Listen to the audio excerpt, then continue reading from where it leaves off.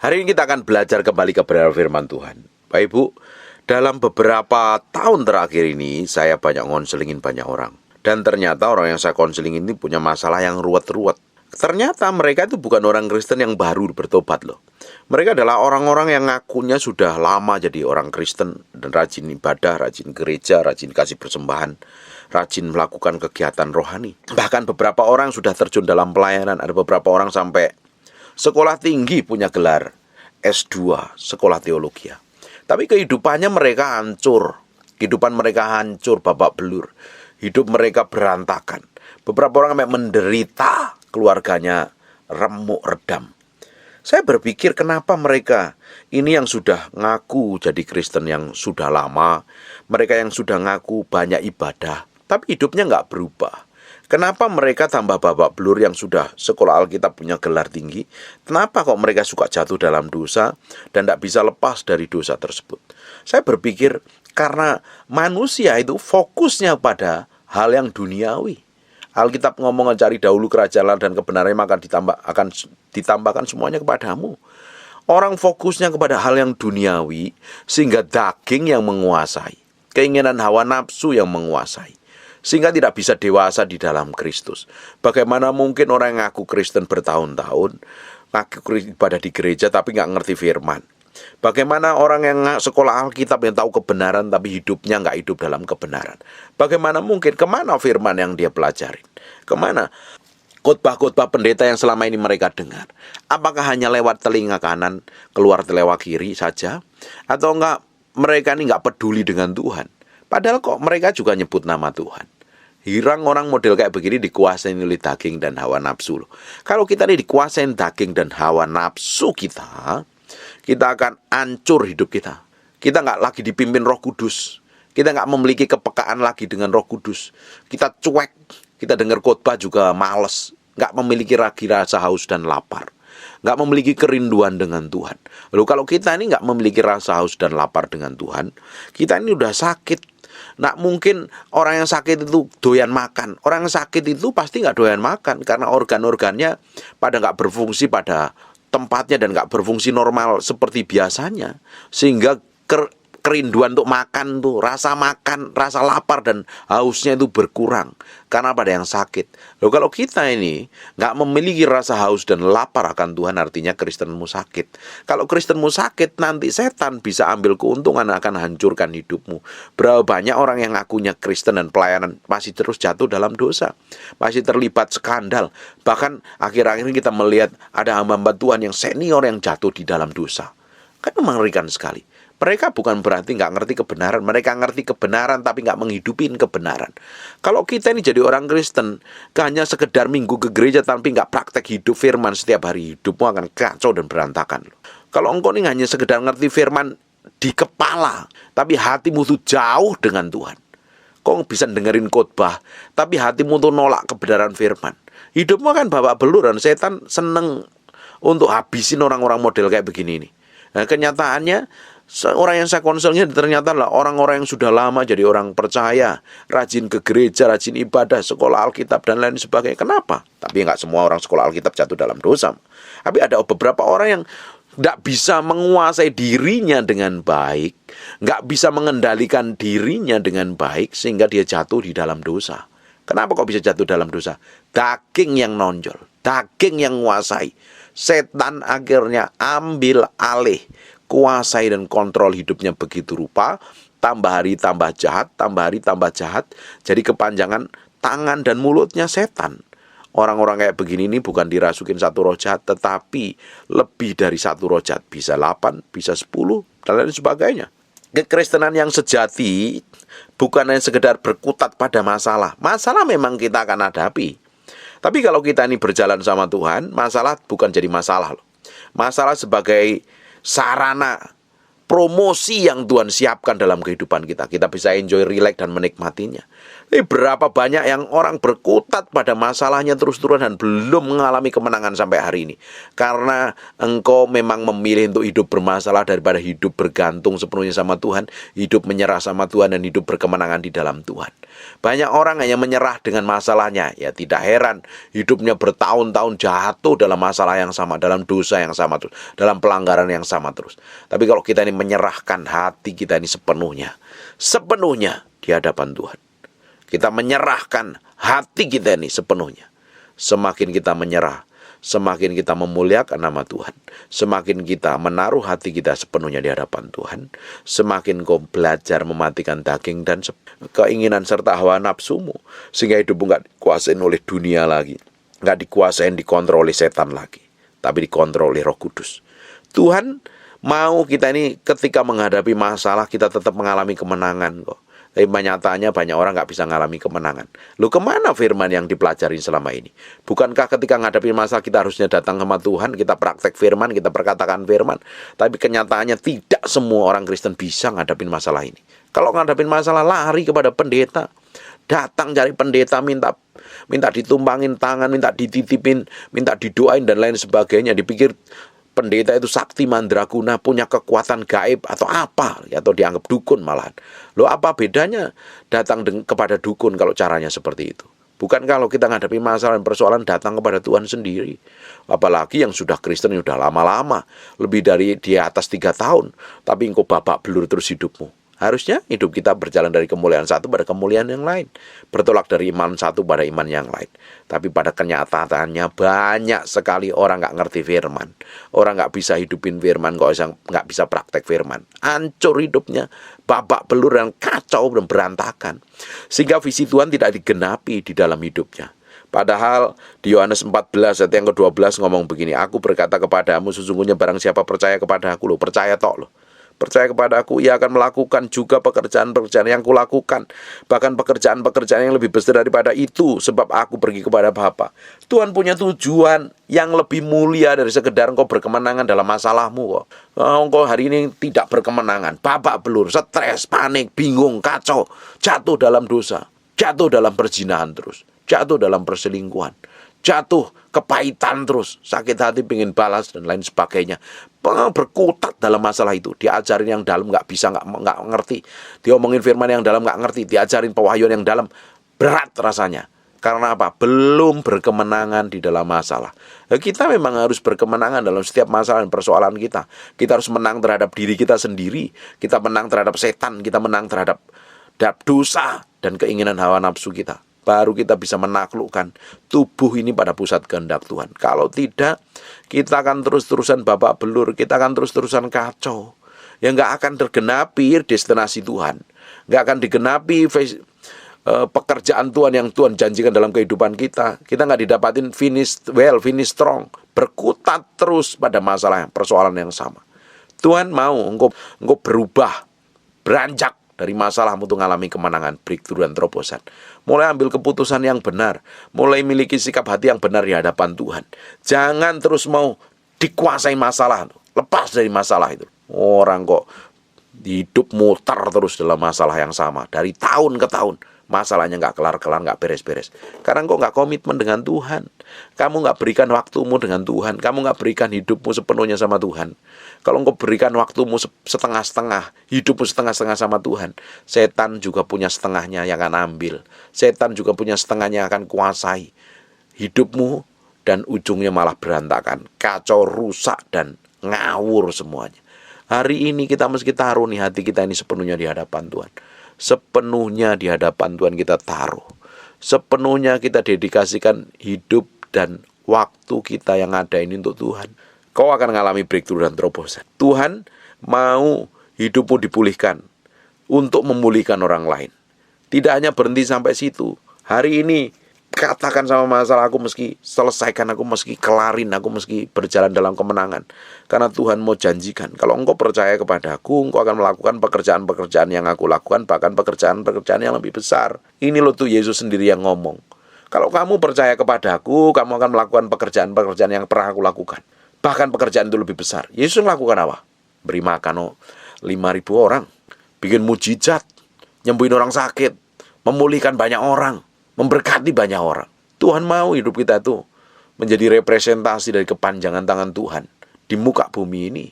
Hidup kita harus berkemenangan, jangan babak belur terus. Makanya kalau dengar firman tuh direnungin. Jangan pulang ibadah, ya udah buka Alkitabnya hanya seminggu sekali, hancur hidupmu, kacau hidupmu. Orang yang ngakunya Kristen bertahun-tahun kok nggak ngerti firman, nggak ngerti pakai ayat yang mana, pasal yang mana ketika menghadapi masalah dan persoalan. Ketika disakitin nggak tahu meski pakai ayat yang mana. Untuk mengampuni aja rasanya berat sekali. Disinggung sedikit marah, ngamuk, jerit-jeritan histeris. Kamu kok pingin dipakai Tuhan? Nggak mungkin, mustahil. Saya mukamu biru kalau caramu kayak begitu. Masih gampang emosian, gampang sakit hati, benci dan dendam. Mustahil dipakai Tuhan. Justru malah dipakai setan. Sekarang ambil keputusan, mau dipakai Tuhan atau dipakai setan. Harusnya kau memilih untuk dipakai Tuhan. Semakin kau menyerahkan hati, pikiran, perasaan, kemauan, kehendakmu, semakin mau bergaul sama Tuhan, semakin hidup akan dipulihkan, semakin dipakai untuk kebesaran kemuliaan namanya. Hari ini harusnya hidupmu semakin berbeda hari demi hari. Apalagi yang kau sudah rajin dengerin firman yang saya sampaikan lewat YouTube ini, engkau harusnya berubah loh. Harus berubah. Semakin bisa mengendalikan diri dengan baik, semakin bisa ngerti tujuan Tuhan dalam hidupmu. Tuhan tuh punya tujuan atas hidupmu tuh. Tuhan tuh punya tujuan dan maksud. Tuhan punya maksud dalam setiap kejadian yang Tuhan izinkan terjadi dalam hidupmu. Bukan berarti Tuhan biarkan begitu saja loh. Tuhan punya maksud dan tujuan. Tujuannya hidupmu dipakai untuk kemuliaan namanya. Tujuannya hidupmu akan dipakai jadi kepanjangan tangannya untuk mempermuliakan nama Tuhan di muka bumi ini. Tapi kalau hidupmu babak belur, kacau, berantakan, ya bagaimana mungkin jadi terang kemuliaan Tuhan? Malah jadi terang kemuliaannya setan. Bertobat, balik kepada Tuhan. Harus belajar nih, taruh nih hidup nih, mau belajar bertumbuh di dalam Kristus. Mau belajar firman, mau merenungin firman, mau melakukan firman. Hidup harus berbeda, berkelakuan berbeda, bersikap berbeda, semakin hari semakin menyenangkan hati Tuhan. Bukan malah babak belur. Banyak orang Kristen hari ini hidupnya babak belur. Karena di masa lalu ambil keputusan yang salah, tidak sesuai dengan kebenaran firman Tuhan. Harusnya keputusan yang kita ambil sesuai dengan kebenaran firman Tuhan. Kita semakin hari semakin bertumbuh ke arah Yesus Kristus Tuhan, ngerti kebenaran. Orang itu kalau ngerti firman, tahu nih keputusan apa yang harus dia ambil, sesuai firman apa tidak. Loh, hari ini kamu ini babak belur, kacau karena nggak ngerti firman. Terus kalau kau punya masalah, datang ke pendeta, pingin cepat diselesaikan, pingin ditumbangi tangan terus bim salabin kelar masalahnya. Nggak bisa, tidak bisa. Selama ini hidupmu berantakan sama pasangan hidupmu, ngawur, liar, kasar ngomongnya nyakitin. Terus datang kepada pendeta atau datang konseling sama saya, ngomong sejam 2 jam di Starbucks ngopi, pulang pingin diselesaikan, mana bisa. Orang kamu udah lukai berbulan-bulan, bertahun-tahun dengan kata-kata yang kasar dan sikap yang buruk. Yang harus dipulihkan hatimu dulu. Dipulihkan, belajar sama firman, mengerti firman, merenungkan firman, bersikap seperti kata Tuhan. Kata Alkitab itu apa? Ini perlu pelajaran. Semakin menyerahkan, semakin belajar, semakin bergaul intim dengan Tuhan, semakin diubahkan, semakin dipulihkan, semakin diberkati seperti yang Tuhan mau dan Tuhan inginkan. Orang Kristen harusnya bertumbuh dewasa ke arah Yesus Kristus Tuhan. Semakin akan terlihat kemuliaan Tuhan yang memancar dalam kehidupan. Tidak ada lagi orang yang gampang kepahitan. Saya berkali-kali ngomongkan, saya berdoa suatu hari ada satu generasi yang ngerti firman, yang bebas kepahitan dan bebas tersinggung. Orang-orang ini akan menggenapi rencana Tuhan di muka bumi ini. Saya kadang memperhatikan ada orang-orang yang konyol, ngomong muluk-muluk, ngomong pingin ini pingin itu, tapi hidupnya tidak sesuai dengan kebenaran firman Tuhan. Masih penuh kedagingan. Tidak mungkin Tuhan akan percayakan perkara rohani. Kalau rohani kita ini pulih, di alam roh kita ini beres dan merdeka di hadapan Tuhan. Secara rohani kita dipulihkan, otomatis fisikmu juga dipulihkan. Apapun yang kamu alami secara fisik, Tuhan sanggup pulihkan dengan instan dan cepat. Tapi kalau di alam roh, di rohanimu itu babak belur, kacau, ruwet, berantakan. Mana mungkin di alam jasmanimu juga mengalami breakthrough dan terobosan. Taruh hati sepenuhnya di hadapan Tuhan. Taruh hidup sepenuhnya di hadapan Tuhan. Kita serahkan sepenuhnya di dalam tangan Tuhan. Apapun yang di dalam batin kita nih, yang hari ini masih busuk, jahat, jelek, munafik, kepahitan, sakit hati, benci, dendam, penuh marah, penuh luka. Ini meski kita beresin di hadapan Tuhan. Dibereskan. Jangan ada satupun yang nempel, yang kenajisan itu dalam batin kita. Beresin di hadapan Tuhan. Baru Tuhan akan lakukan pemulihan. Belajar firman, hidupin firman. Ambil keputusan sesuai dengan firman. Baru hidupmu akan mengalami. Menikmatin semua berkat yang Tuhan janjikan. Menikmati semua berkat yang Tuhan mau limpahin dalam kehidupan kita. Banyak orang Kristen harusnya mencapai destinasi Tuhan. Banyak orang Kristen harusnya menikmati semua yang berkat yang Tuhan janjikan. Tapi pada kenyataannya tidak bisa menikmati berkat yang Tuhan janjikan. Karena apa? Sikap hatinya busuk di hadapan Tuhan. Secara manusia rohaninya belum dipulihkan. Di alam roh dia babak belur, bagaimana di alam jasmani dipulihkan Tuhan. Hari ini ambil keputusan untuk mencintai dan mengasihi Tuhan. Menomorsatukan Tuhan lebih dari apapun juga. Beresin hatimu, sikap hidupmu, kelakuan dan karaktermu. Tuhan akan bawa dalam kemenangan. Tuhan akan limpahi dengan pewahyuan-pewahyuan yang dalam. Pada kenyataannya memang orang Kristen hari ini rasa haus dan laparnya akan Tuhan itu berkurang. Karena ditipu daya setan. Dialihkan dengan semua keinginan hawa nafsu duniawi. Sehingga tidak memiliki kehausan dan kelaparan akan Tuhan. Kalau hari ini engkau memiliki rasa haus dan lapar akan Tuhan, artinya engkau sedang sehat secara rohani. Pelan-pelan pulih. Pelan-pelan rohanimu dipulihkan. Pelan-pelan rohanimu sehat. Pelan-pelan rohanimu dewasa. Nanti alam fisikmu akan mengikuti berkat. Anugerah dan kemurahan Tuhan itu akan melimpah-limpah. Saya berdoa hari ini banyak orang diubah Tuhan. Ambil keputusan untuk dewasa di dalam Kristus. Berubah seperti yang Tuhan mau. Jangan menjadi sama dari tahun ke tahun. Tidak pernah berubah. Tambah hari malah tambah buruk. Ada orang yang hidupnya tambah hari tambah buruk. Udah ngerti firman. Sudah sekolah Alkitab lagi malahan. Hidupnya tambah kacau. Ada. Karena apa? Hatimu gak cari Tuhan. Hatimu mikirin hal yang duniawi, kenajisan dan kotor. Harusnya semakin ngerti firman, semakin menghidupin firman, semakin hidup berkemenangan. Kalau sudah tahu firman, hidupnya kacau dan berantakan, berarti ada yang salah dengan hatimu yang harus diperbarui. Seharusnya orang Kristen itu orang yang diberkatin Tuhan loh. Apa saja yang dikerjakan tangannya harus berhasil loh. Harusnya semakin memiliki hikmat, pengertian, pengetahuan, dan pengendalian. Karena apa? Sudah disertain Tuhan, sudah ngerti kebenaran, sudah diberi kunci kerajaan Allah, sudah disertain Roh Kudus, sudah diurapi.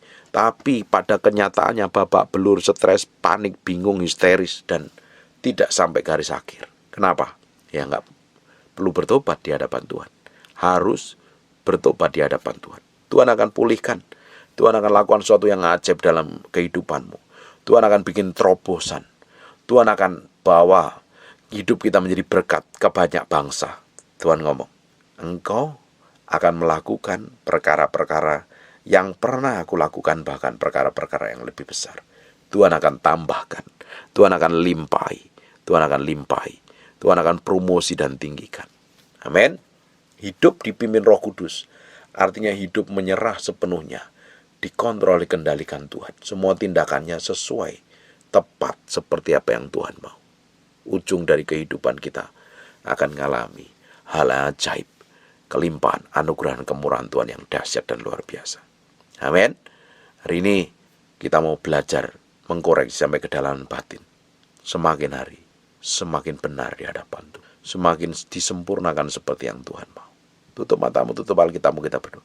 Bahwa terima kasih Tuhan bahwa kami mengalami kemenangan. Bukan mentok dari tahun ke tahun, gak mengalami promosi, gak mengalami peninggian. Kami sudah jenuh dengan hidup yang tidak mengalami perubahan. Kami butuh dibawa ke dalam level yang berbeda. Diurapi, dipakai Tuhan secara dahsyat dan luar biasa. Terima kasih Tuhan, kami kembalikan segala hormat, pujian, pengakuan buat Engkau. Berkati semua orang yang mendengar firman yang hamba-Mu sampaikan ini. Hamba mematerikan firman ini dengan darah Yesus, terpahat dalam loh batin kami yang dalam. jadi praktek kehidupan sehari-hari. Hidup kami mengalami kemenangan karena praktek firman yang kami hidupi dan kami lakukan dan kami perkatakan. Dan namamu berdoa untuk orang-orang yang sakit oleh biluri dari Yesus, jadilah engkau tahir, jadilah engkau sembuh seperti sedia kala. Dalam nama Yesus kami berdoa dan mengucap syukur. Haleluya. Amin. And God bless you.